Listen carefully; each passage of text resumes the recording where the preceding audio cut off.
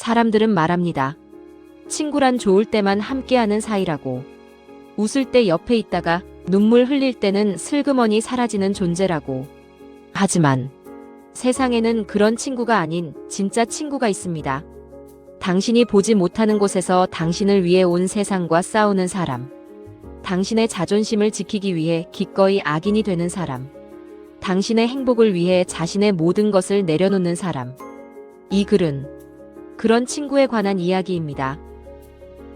1995년 봄, 12살 소년 선우는 아버지의 사업 실패로 낯선 시골 마을로 이사를 왔습니다. 서울의 화려한 아파트에서 허름한 단독주택으로, 친구들로 북적이던 학교에서 모든 게 낯선 시골 학교로, 선우에겐 모든 것이 낯설고 두려웠습니다. 전학 첫날, 교실 문 앞에 선 선우의 손은 떨리고 있었습니다. 문고리를 잡은 손에 땀이 배어들었습니다. 문을 열자 25개의 시선이 일제히 그에게로 쏠렸습니다. 호기심, 경계, 무관심, 여러 감정이 뒤섞인 눈빛들. 선우가 작은 목소리로 자기소개를 하려는데 안녕하세요. 저는 그때였습니다. 맨 뒷자리에서 한 소년이 벌떡 일어섰습니다. 햇볕에 그을린 얼굴에 반짝이는 눈동자, 환한 미소를 가진 재호였습니다. 야, 서울에서 왔다며? 여기 앉아. 점심시간. 재호는 도시락도 먹지 않고 선우를 운동장 구석으로 데려갔습니다. 그곳엔 오래된 플라타너스 나무 한 그루가 서 있었습니다. 여기가 우리 아지트야. 이제부터 우리 둘만의 비밀 장소.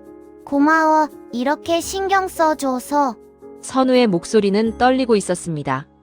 새 학교에 대한 두려움과 낯선 환경에 대한 불안. 그리고 처음으로 손을 내밀어준 누군가에 대한 고마움. 모든 감정이 그 짧은 단어 속에 담겨 있었습니다. 일주일 후, 선우는 반 아이들에게 둘러싸였습니다. 서울에 있는 집에 잘난 척한다는 말들이 쏟아졌습니다. 선우는 아무 말도 할 수 없었습니다. 변명을 해도 소용없다는 걸 알고 있었으니까요. 야! 재호의 목소리였습니다. 평소의 밝은 목소리가 아니었습니다. 낮고 단호하고 화가 나 있었습니다. 선우는 내 친구야. 다시 건드리면 각오해. 그날 밤 선우의 집 앞에 재호가 서 있었습니다. 손에는 김이 모락모락 나는 비닐봉지를 들고 그 안에는 재호 어머니가 정성껏 빚은 만두가 가득했습니다. 선우야, 우리 엄마가 새로 온 집은 정신없을 테니까 갖다 드리래. 그 만두가 재혼의 집 일주일 반찬거리였다는 것을 선우는 몰랐습니다. 재혼의 가게가 요즘 장사가 안 돼서 재호 어머니가 몇 날 며칠을 고민하다 빚은 만두였다는 것을 몰랐습니다. 그리고 재호가 그 사실을 평생 숨기고 살았다는 것을 몰랐습니다. 그날 선우는 자신에게 진짜 친구가 생겼다는 것을 알았습니다. 1998년 가을, 비가 억수같이 쏟아지던 날이었습니다. 중학교 2학년이 된 선우는 반 아이들에게 교과서를 빌려주지 않았다는 누명을 썼습니다. 사실은 빌려간 아이들이 돌려주지 않은 것이었지만 아무도 선우의 말을 믿지 않았습니다. 방과 후 5명의 아이들이 선우를 둘러쌌습니다. 화장실 구석, 비 오는 소리만 가득한 그곳에서 선우는 자신이 아무리 설명해도 소용없다는 것을 알고 있었습니다. 주먹이 날아오기 직전이었습니다. 비겁하게 왜 다구리야? 재호였습니다. 어떻게 알았는지 재호가 선우를 지키려 달려온 것입니다. 재호는 5명을 상대로 싸웠습니다. 이길 수 없다는 걸 알면서도 선우를 지켜야 한다는 생각만으로 주먹이 날아왔습니다. 발길질이 쏟아졌습니다. 재호는 쓰러지지 않으려고 버텼습니다. 쓰러지면 선우가 맞을 테니까. 결국 둘 다 쓰러졌습니다. 아이들이 도망가고 화장실 바닥에는 2 소년만 남았습니다. 코피가 흐르고 옷은 젖고 찢어졌습니다. 보건실.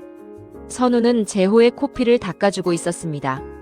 솜에 묻은 피가 점점 붉게 번져갔습니다. 선우의 손이 떨렸습니다. 미안함 때문에, 고마움 때문에, 그리고 이런 친구를 가진 것에 대한 벅찬 감정 때문에 손이 떨렸습니다. 미안해. 나 때문에. 선우의 목소리가 깨졌습니다. 눈물이 쏟아질 것 같았습니다. 하지만 재호는 웃고 있었습니다. 코피가 흐르는 얼굴로 멍이 든 눈으로 환하게 웃고 있었습니다. 야, 친구 지키다 맞은 건데 뭐가 미안해? 그 순간 선우는 깨달았습니다. 재호에게 우정이란 무엇인지를, 친구를 지킨다는 것이 무엇인지를, 그리고 자신이 얼마나 큰 선물을 받았는지를 선우는 깨달았습니다. 재호야, 난 너 같은 친구가 있어서 진짜 행복해. 2000년 어느 날, 고등학교 1학년이 다 지나갈 즈음이었습니다. 선우의 어머니가 갑작스러운 교통사고로 세상을 떠났습니다. 장례식장에 멍하니 서 있는 선우는 엄마의 영정 사진을 바라보고 있었습니다. 눈물도 나오지 않았습니다. 현실이 믿기지 않았습니다. 어제까지 웃으시던 어머니가 이제 영원히 볼 수 없다는 것이 믿어지지가 않았습니다. 조문객들이 왔습니다. 선우는 기계적으로 절을 했습니다. 고개 숙이고 일어서고 다시 고개 숙이고, 그 반복 속에서 선우의 정신은 점점 멀어져 갔습니다. 밤이 되었습니다. 조문객들이 돌아가고 장례식장은 고요해졌습니다. 선우는 영정 앞에 무릎을 꿇고 있었습니다. 하지만 눈물이 나오질 않았습니다. 슬픔이 너무 커서 오히려 아무것도 느껴지지 않았습니다. 그때 재호가 들어왔습니다. 학교가 끝나자마자 달려왔습니다. 선우를 보는 순간 재호는 알았습니다. 친구가 무너지고 있다는 것을. 선우야, 재호가 조용히 선우 옆에 앉았습니다. 아무 말도 하지 않았습니다. 그저 곁에 있었습니다. 그것만으로도 충분했습니다. 다음 날 아침, 재호는 장례식장에 그대로 있었습니다. 밤새 선우 옆을 지켰습니다. 그리고 놀라운 일을 하기 시작했습니다. 재호가 상주석 옆에 섰습니다. 조문객들을 맞이하고 인사를 받고 안내를 했습니다. 마치 상주처럼. 선우의 아버지는 너무 큰 슬픔에 제대로 서 있지도 못했습니다. 선우는 정신이 나간 사람처럼 멍하니 앉아만 있었습니다. 재호가 모든 것을 했습니다. 조문객들에게 절하고 음식을 챙기고 장례 진행을 돕고, 16살 소년이 어른들의 일을 하고 있었습니다. 3일장. 재호는 3일 내내 장례식장을 떠나지 않았습니다. 학교도 가지 않았습니다. 집에도 가지 않았습니다. 선우 옆에서 선우 대신 모든 것을 감당했습니다. 조문객들은 수군거렸습니다. 저 아이가 누구냐, 형제도 아닌데 참 의리 있는 친구다. 하지만 재호는 신경 쓰지 않았습니다. 오직 선우만 생각했습니다. 발인 날, 선우 어머니의 관이 나갔습니다. 선우는 비틀거리며 영정을 들었습니다. 재호가 옆에서 선우를 붙잡아 주었습니다. 쓰러지지 않도록, 무너지지 않도록. 관이 화장로 안으로 들어갔습니다. 그 순간 선우가 무너졌습니다. 온몸에 힘이 빠졌습니다. 재호가 선우를 붙잡았습니다. 그리고 함께 울었습니다. 엄마, 엄마. 선우의 울음소리가 화장장에 울려 퍼졌습니다. 3일 동안 참았던 눈물이 쏟아졌습니다. 재호는 선우를 꼭 껴안았습니다. 선우가 완전히 무너지지 않도록. 재호도 울고 있었습니다. 친구의 아픔이 자신의 아픔이었으니까요. 울어. 울어도 돼, 선우야. 장례식이 끝나고 일주일이 지났습니다. 선우는 학교에 나오지 않았습니다. 집에만 틀어박혀 있었습니다. 방문도 잠그고 밥도 먹지 않고. 매일 재호가 왔습니다. 문을 두드렸습니다. 선우가 문을 열지 않아도 재호는 문 앞에 도시락을 놓고 갔습니다. 그리고 다음 날 또 왔습니다. 2주가 지난 어느 날, 선우가 문을 열었습니다. 수척해진 얼굴, 텅 빈 눈동자. 하지만 살아있었습니다. 재호가 지켜준 덕분에. 선우가 힘없는 목소리로 재호에게 말합니다. 재호야, 고마워. 괜찮아? 몸은 어때? 난 당연한 걸 했을 뿐이야. 선우의 눈에서 눈물이 흘렀습니다. 고마움의 눈물이었습니다. 재호가 없었다면 자신은 이미 무너져 있었을 것입니다. 재호야, 너는 내 친구가 아니라 내 형제야. 2001년 봄, 고등학교 2학년이 된 두 사람. 선우는 어머니의 죽음을 딛고 일어섰습니다. 재호가 옆에 있었기에 가능한 일이었습니다. 선우는 학원을 다니고 있었습니다. 어둑어둑해진 저녁, 골목길을 걷고 있을 때였습니다. 3명의 불량배가 선우를 둘러쌌습니다. 담배 연기, 술 냄새, 그리고 위협적인 분위기. 선우의 심장이 빠르게 뛰기 시작했습니다. 야, 돈 가진 거 다 내놔. 그때 자전거를 타고 지나가던 재호가 멈춰 섰습니다. 재호는 천천히 자전거에서 내렸습니다. 평소에 밝은 표정은 없었습니다. 그저 차갑고 단호한 얼굴이었습니다. 지금 뭐 하는 거야? 선우 손 놓으라고. 싸움은 격렬했습니다. 재호는 선우를 지키기 위해, 선우는 재호를 돕기 위해 싸웠습니다. 주먹이 날아들고 발길질이 쏟아지고 피가 흘렀습니다. 얼마나 시간이 흘렀을까요? 불량배들이 도망가고 두 사람은 길바닥에 나란히 쓰러졌습니다. 석양이 붉게 물든 하늘. 두 소녀는 나란히 누워 하늘을 바라보고 있었습니다. 온몸이 아팠지만 이상하게도 마음은 평온했습니다. 함께 있으니까, 서로를 지켰으니까. 재호야, 응? 왜? 너 나를 위해 목숨도 내놓을 수 있어? 잠시 침묵이 흘렀습니다. 하지만 그것은 망설임이 아니었습니다. 재호는 이미 답을 알고 있었으니까요. 장례식장에서 3일 밤을 새웠을 때 이미 증명했으니까요. 그럼 말해 뭐해. 단 하나의 단어. 하지만 그 안에는 모든 것이 담겨 있었습니다. 확신, 신뢰, 그리고 죽음보다 강한 우정. 그럼 나중에 내 여자친구도 나한테 줄 수 있어? 농담이었습니다. 고통스러운 순간을 넘기기 위한 10대 소년들의 가벼운 농담. 하지만 재호는 진지하게 대답했습니다. 선우야, 너한테 필요한 사람이라면 난 무엇이든 줄 수 있어. 정말이야. 그날 그들은 몰랐습니다. 그 농담 같은 대화가 훗날 어떤 운명이 될지, 그 가벼운 약속이 얼마나 무겁고 잔인한 현실이 될지. 2003년 2월 졸업식. 선우는 서울대 경영학과에 합격했고 미국 유학을 준비하고 있었습니다. 재호는 대학 진학 대신 사업을 배우기로 했습니다. 두 사람의 길이 처음으로 갈라지는 순간이었습니다. 졸업식이 끝나고 두 사람은 플라타너스 나무 아래로 갔습니다. 그들의 아지트. 7년 동안 모든 비밀을 나누던 그곳이었습니다. 서울 가서 잘난 척 하지 마. 재호는 웃고 있었지만 그 웃음 뒤에는 슬픔이 숨어 있었습니다. 선우도 알고 있었습니다. 재호야, 난 꼭 성공해서 돌아올 거야. 그때 우리 같이 사업하자. 진짜지? 그때까지 내가 준비한다. 약속 지켜라. 두 사람은 주먹을 부딪혔습니다. 어린 시절부터 해왔던 그들만의 인사. 말로 할 수 없는 모든 감정이 그 부딪힘 속에 담겨 있었습니다. 선우가 떠나는 날, 재호는 공항에 나가지 않았습니다. 눈물을 보이고 싶지 않았으니까요. 2009년 봄, 선우가 돌아왔습니다. 하버드 MBA를 마치고 6년 만에 귀국이었습니다. 입국장 문이 열리고 선우는 익숙하면서도 낯선 한국 땅을 밟았습니다. 선우야, 여기야 여기. 재호였습니다. 6년의 시간이 흘렀지만 그 목소리는 변하지 않았습니다. 두 사람은 말없이 포옹했습니다. 6년간의 그리움이, 우정이, 믿음이 그 포옹 속에 담겨 있었습니다. 그동안 많이 변했네. 재호야, 너도 잘 지냈어? 너도 변했다. 재호는 작은 무역회사를 운영하며 나름의 성공을 거두고 있었습니다. 그리고 선우를 위해 창업 초기 자금과 사무실을 준비해 두었습니다. 내가 돌아오면 같이 사업하자고 했잖아. 내가 투자할게. 선우의 눈시울이 뜨거워졌습니다. 세상 어디에도 이런 친구는 없을 것 같았습니다. 선우는 IT 벤처기업을 창업했습니다.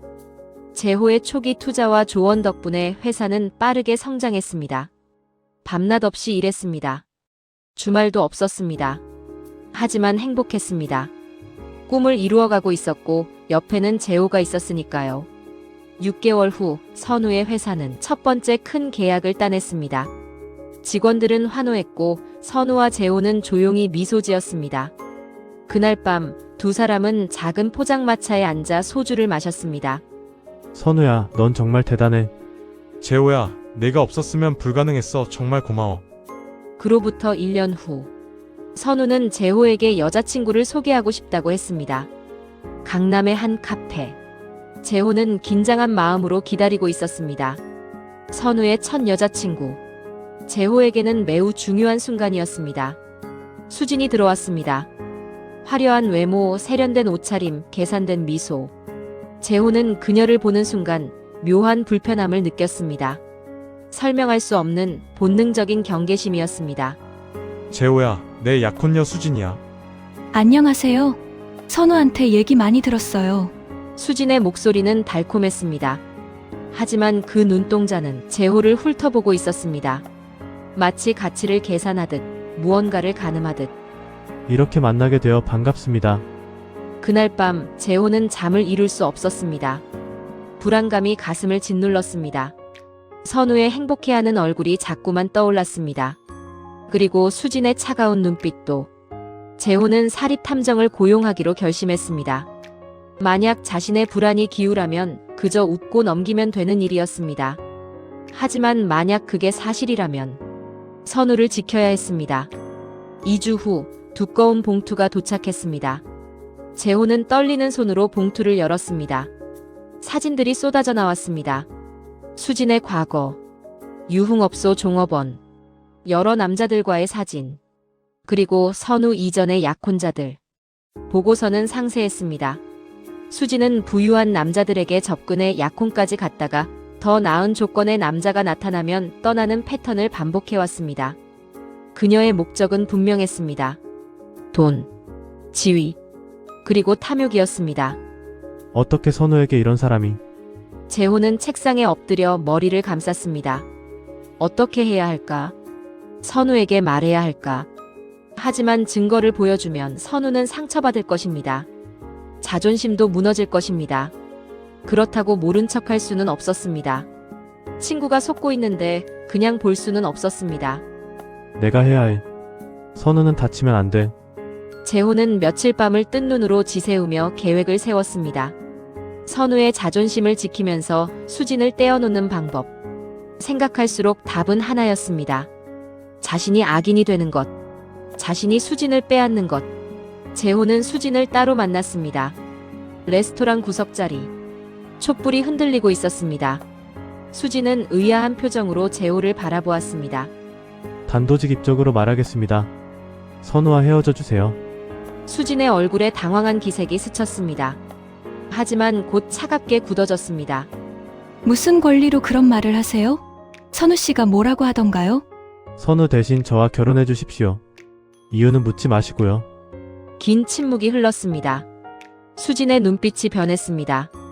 놀람에서 계산으로, 계산에서 탐욕으로. 조건은 선우보다 제가 더 좋습니다. 손해보진 않을 거예요. 제 회사 지분 30%와 강남 아파트, 그리고 10억 원의 결혼자금. 나쁘지 않은 조건이죠? 재호의 목소리는 떨리고 있었습니다. 자신이 무슨 짓을 하고 있는지 알고 있었습니다. 친구를 배신하는 것처럼 보이는 일을. 하지만 이것만이 유일한 방법이었습니다. 재미있네요. 생각해 볼게요. 수진이 떠나고 재호는 홀로 남았습니다. 테이블 위에 촛불을 바라보며 재호는 눈을 감았습니다. 눈물이 흘러내렸습니다. 용서해, 선우야. 넌 이해 못하겠지만 이게 내가 널 지키는 유일한 방법이야. 일주일 후 선우는 회사 일에 매진하고 있었습니다. 중요한 투자 미팅이 잡혀 있었습니다. 회사의 미래가 걸린 계약이었습니다. 미팅 직전 수진에게서 전화가 왔습니다. 선우 씨, 할 얘기가 있어요. 지금 만날 수 있어요? 지금은 중요한 미팅이 있어서 좀 힘든데. 저녁에 보면 안 될까? 아니요. 지금 당장이요. 정말 중요한 얘기예요. 수진의 목소리는 다급했습니다. 선우는 불안감을 느꼈습니다. 무슨 일이 있는 걸까? 알았어. 지금 갈게. 선우가 카페에 도착했을 때 수진은 차가운 표정으로 앉아 있었습니다. 평소와는 전혀 다른 모습이었습니다. 선우 씨, 말 돌리지 않고 바로 얘기할게요. 우리 이제 그만 만나요. 우리 헤어져요. 뭐라고? 선우는 귀를 의심했습니다. 방금 뭐라고 한 거야? 헤어지자고? 갑자기 무슨 일이야? 혹시 내가 뭘 잘못한 거야? 선우 씨는 잘못 없어요. 단지 재호 씨가 더 좋은 조건을 제시했을 뿐이에요. 미안하지만 저는 현실적인 사람이에요. 선우의 머릿속이 하얗게 변했습니다. 재호가, 내 친구 재호가. 재호가 뭘 제시했다고? 그게 무슨 말이야? 긴 말 안 할게요. 우리 다음 달에 결혼하기로 했어요. 미리 얘기는 해야 할 것 같아서요. 결혼식 초대는 안 할게요. 수지는 차갑게 일어서서 나갔습니다. 선우는 그대로 굳어 있었습니다. 움직일 수도 생각할 수도 없었습니다. 선우는 미팅에 가지 못했습니다. 가장 중요한 계약을 놓쳤습니다. 그날 이후 선우는 회사 일에 집중할 수 없었습니다. 수진의 배신, 재호의 배신, 그 생각만으로 머릿속이 가득했습니다. 한 달이 지났습니다. 선우가 정신을 차렸을 때 회사는 이미 기울고 있었습니다. 놓친 계약들, 실수한 업무들, 그리고 회사를 떠난 직원들. 자금이 필요했습니다. 회사를 살리기 위해 선우는 여기저기 투자자를 찾아다녔습니다. 하지만 모두가 거절했습니다. 기울어가는 회사에 투자할 사람은 없었습니다. 선우는 마지막으로 재호를 찾아갔습니다. 지푸라기라도 잡는 심정으로. 약혼녀를 빼앗아간 나쁜 놈이지만 예정이 남아있을지도 모른다는 희망을 품고. 하지만 비서는 차갑게 말했습니다. 대표님은 바쁘시다고. 만날 수 없다고. 선우는 로비에서 3시간을 기다렸습니다. 재호는 끝내 나타나지 않았습니다. 선우는 비틀거리며 밖으로 나왔습니다. 가을비가 내리고 있었습니다. 우산도 없이 그는 빗속을 걸었습니다. 눈물인지 빗물인지 구분할 수 없었습니다. 재호야, 정말 이게 끝이야? 우리 정말 이렇게 끝나는 거야? 재호는 사무실 창가에 서서 그 모습을 지켜보고 있었습니다. 빗속을 비틀거리며 걷는 선우의 뒷모습. 재호의 주먹이 창문을 쳤습니다. 선우야, 미안해. 어쩔 수가 없었어. 널 지키는 방법은 이것밖에 없었어. 날 미워해. 날 미워하면서 살아. 그게 너를 지키는 거야. 재호는 무너져 내렸습니다. 책상에 기대 서서 소리내어 울었습니다. 20년 우정. 평생을 함께하겠다던 약속. 모든 것을 자신의 손으로 부수고 있었습니다. 친구를 지키기 위해. 용서해줘, 선우야. 언젠가는 이해해줄 수 있을 거라고 믿어. 한 달 후 재호와 수진의 결혼식이 열렸습니다. 화려한 호텔 연회장. 수많은 하객들. 하지만 재호의 얼굴에는 미소가 없었습니다. 기쁨도 행복도 없었습니다. 그저 의무를 다하는 표정이었습니다. 입장하면서 재호는 생각했습니다. 이것이 선우를 지키는 대가라고. 자신의 행복을 포기하는 것이 친구를 구하는 길이라고. 하지만 가슴은 찢어질 듯 아팠습니다. 재호 씨 약속한 건 잊지 않았죠? 딴소리 하면 안 돼요. 수진의 속삭임. 재호는 대답하지 않았습니다. 대답할 수도 없었습니다. 그저 선우의 얼굴이 떠올랐습니다. 상처받은 선우의 얼굴. 배신당했다고 믿는 선우의 눈빛. 미안해, 선우야. 진짜 미안해. 재호와 수진의 결혼식이 끝나고 한 달 후, 선우는 회사를 살리기 위해 투자자를 찾아다니고 있었습니다. 하루 종일 거절당하고 지쳐서 골목길을 걷고 있었습니다. 그런데 골목 구석에 노인이 쓰러져 있었습니다. 사람들은 그냥 지나쳤습니다. 바쁜 척, 못 본 척. 하지만 선우는 멈춰 섰습니다. 회사가 망하고 있는 상황에서도 쓰러진 노인을 외면할 수 없었습니다. 할아버지, 괜찮으세요? 선우는 마지막 남은 돈으로 택시를 잡아 노인을 병원으로 모셨습니다. 자신의 회사가 무너지고 있는 상황에서도 그게 선우였습니다. 병실에서 깨어난 노인은 선우를 바라보았습니다. 빽발의 노인, 주름 가득한 얼굴. 하지만 눈빛만은 따뜻했습니다. 고맙네, 정말 고마워. 자네 같은 젊은이가 요즘 세상에 드물지. 어르신 당연한 일을 했을 뿐입니다. 몸은 좀 어떠세요? 괜찮아, 많이 좋아졌어. 다 자네 덕분이네. 며칠 후 노인이 선우를 불러 다시 찾았습니다. 그리고 조용히 말했습니다. 자네 사정을 들었네. 내가 투자하겠네. 내가 자네에게 20억을 투자하겠네. 어르신, 저를 잘 모르실 텐데 어떻게 믿고 이렇게 큰 돈을 투자하실 수 있으시겠어요? 자네는 신뢰할 수 있는 사람이야. 이 돈으로 다시 한번 일어서 보게나. 선우는 감격의 눈물을 흘렸습니다. 어둠 속에서 빛을 본 것 같았습니다. 모든 것을 잃었다고 생각했는데 누군가 손을 내밀어 주었습니다. 선우는 몰랐습니다.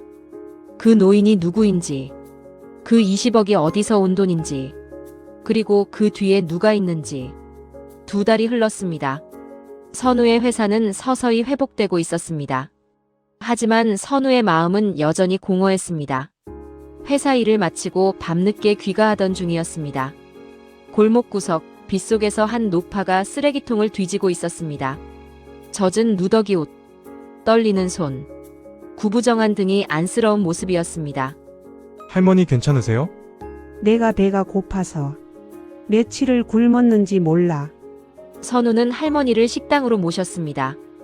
따뜻한 국밥을 시켜드렸습니다. 할머니가 먹는 모습을 보며 선우는 생각했습니다. 자신도 외롭지만 세상에는 더 외로운 사람들이 있다고. 할머니 갈 곳이 있으세요? 아이고, 이 몸뚱이 하나 눕힐 곳이 없네. 그럼 제 집에서 지내시면서 집안일 좀 도와주실 수 있으세요? 할머니는 놀란 표정으로 선우를 바라보았습니다. 눈물이 핑 돌았습니다. 그 눈물이 연기인지 진심인지 선우는 알 수 없었습니다. 정말 그래도 되겠니? 나야 그러면 너무 좋지. 저도 외로웠어요. 함께 지내요, 할머니. 몇 달이 흘렀습니다.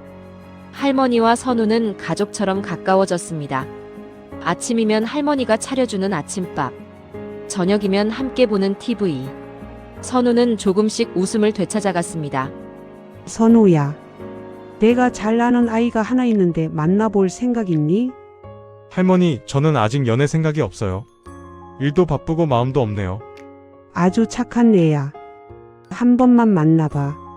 그냥 얼굴이라도 한번 보면 안 될까? 할머니의 목소리는 애틋했습니다. 진심이 담겨 있었습니다. 할머니가 그렇게 말씀하시면 한번 만나볼게요. 다음 주 토요일, 선우는 떨리는 마음으로 카페에 들어섰습니다. 창가 자리에 한 여성이 앉아 있었습니다. 청순한 미소, 맑은 눈빛. 여자가 고개를 들고 미소를 지었습니다. 따뜻하고 순수하고 진심 어린 미소. 선우의 심장이 뛰기 시작했습니다. 안녕하세요. 할머니한테 얘기 많이 들었어요. 안녕하세요. 저는 선우입니다. 두 사람은 이야기를 나누기 시작했습니다. 시간 가는 줄 몰랐습니다. 그녀의 웃음소리는 맑았고 눈빛은 순수했습니다. 수진과는 완전히 달랐습니다. 계산도 탐욕도 없었습니다. 그저 진심만 있었습니다. 이상해. 처음 만났는데 왜 이렇게 편안하지? 그날 밤 선우는 잠을 이룰 수 없었습니다. 그녀의 미소가 자꾸만 떠올랐습니다. 심장이 뛰었습니다. 오랜만에 느끼는 설렘이었습니다. 선우는 몰랐습니다. 그녀가 누구인지, 그녀와 할머니가 어떤 관계인지, 그리고 이 모든 만남 뒤에 누가 있는지. 그날 이후 두 사람은 자주 만났습니다. 영화를 보고 산책을 하고 이야기를 나누었습니다. 선우는 조금씩 재호의 배신을 잊어갔습니다. 지은과 함께 있으면 그 상처도 아물어가는 것 같았습니다. 어느 가을밤 한강공원에서 선우는 용기를 냈습니다. 지은 씨, 저와 사귀어 주시겠어요? 지은의 눈에 눈물이 고였습니다. 기쁨의 눈물이었습니다. 하지만 동시에 말할 수 없는 복잡한 감정이 섞여 있었습니다. 네. 좋아요. 지은의 마음은 진심이었습니다. 선우를 정말로 사랑하게 되었습니다. 하지만 가슴 한편에는 무거운 비밀이 자리 잡고 있었습니다. 6개월이 흘렀습니다. 선우는 결심했습니다. 지은과 함께 인생을 살아가고 싶다고. 특별한 날, 특별한 레스토랑. 선우는 무릎을 꿇었습니다. 지은 씨, 저와 결혼해 주시겠습니까? 지은은 울었습니다. 행복해서 그리고 복잡한 감정 때문에. 지은은 울었습니다. 네, 우리 결혼해요. 그리고 조용히 덧붙였습니다. 선우 씨 사랑해요. 진심이었습니다. 결혼식 준비가 한창이었습니다. 선우는 초대장 명단을 정리하다가 멈칫했습니다. 재호. 친구였던 재호. 배신자 재호. 재호야, 너를 초대해야 할까? 미웠습니다. 증오했습니다. 하지만 잊을 수가 없었습니다. 플라타너스 나무 아래의 약속, 함께 웃고 울던 시간들, 20년의 우정. 한 번만. 그래, 한 번만. 마지막으로 한 번만 보자. 결혼식 당일, 화려한 호텔 연회장, 수백 명의 하객들. 선우는 지은의 손을 잡고 입장했습니다. 행복했습니다. 하지만 가슴 한구석이 허전했습니다. 식이 진행되고 피로연이 시작되었습니다. 하객들은 축하했고 음식을 먹고 담소를 나누었습니다. 선우는 객석을 둘러보았습니다. 그리고 맨 뒤 구석자리에 앉아있는 재호를 발견했습니다. 재호는 울고 있었습니다. 소리 없이 조용히. 축하의 눈물이 아니었습니다. 후회의 눈물이었습니다. 아픔의 눈물이었습니다. 선우는 충동적으로 마이크를 잡았습니다. 무슨 말을 할지도 정하지 않았습니다. 그저 말해야 할 것 같았습니다.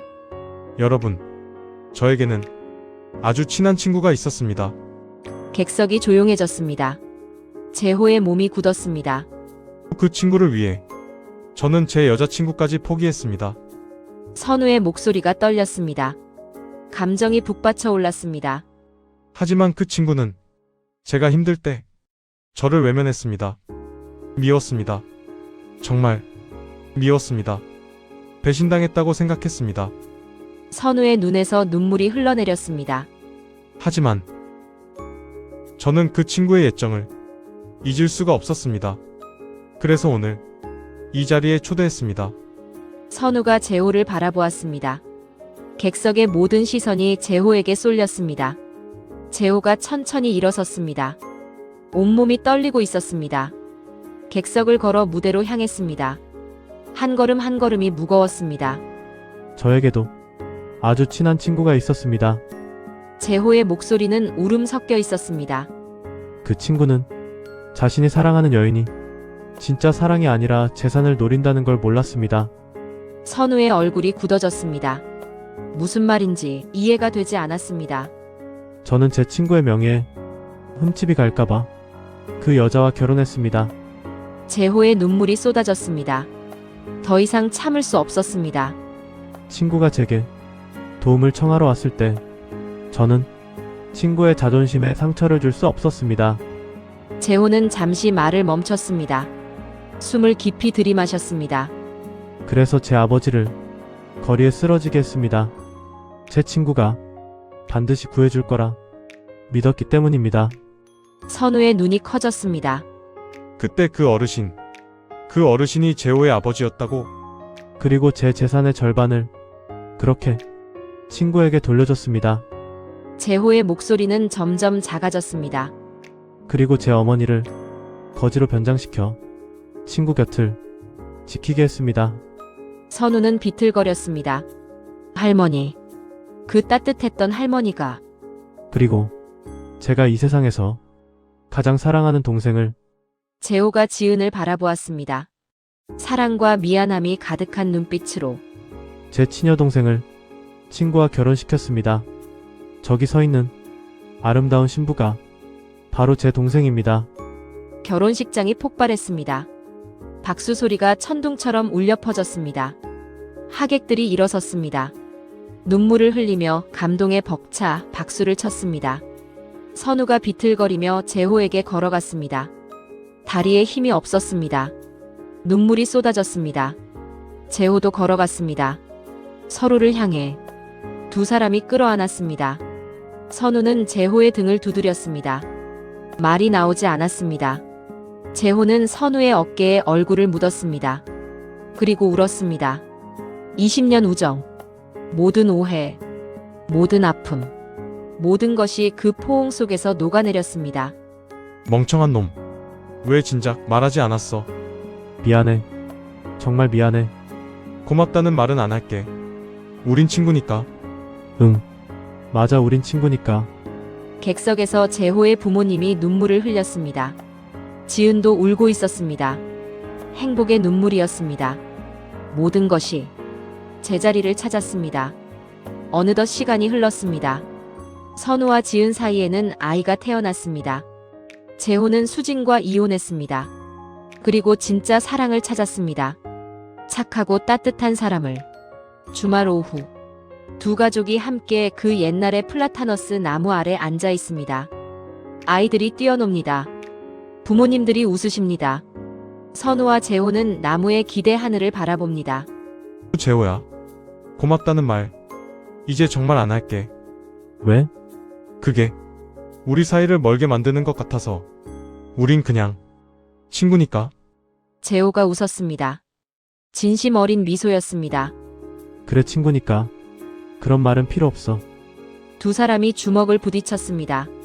어린 시절부터 해왔던 그 인사. 그 안에는 말로 할 수 없는 모든 것이 담겨 있었습니다. 신뢰, 사랑, 용서, 그리고 영원한 우정. 친구란 무엇일까요? 좋을 때만 함께하는 사람일까요? 아닙니다. 진짜 친구란 당신이 보지 못하는 곳에서 당신을 위해 자신의 모든 것을 거는 사람입니다. 당신의 자존심을 지키기 위해 기꺼이 악인이 되는 사람입니다. 당신의 행복을 위해 자신의 행복을 포기하는 사람입니다. 그리고 그 모든 희생을 평생 비밀로 간직하려는 사람입니다. 당신 곁에 그런 친구가 있습니까? 아니면 당신이 누군가에게 그런 친구입니까?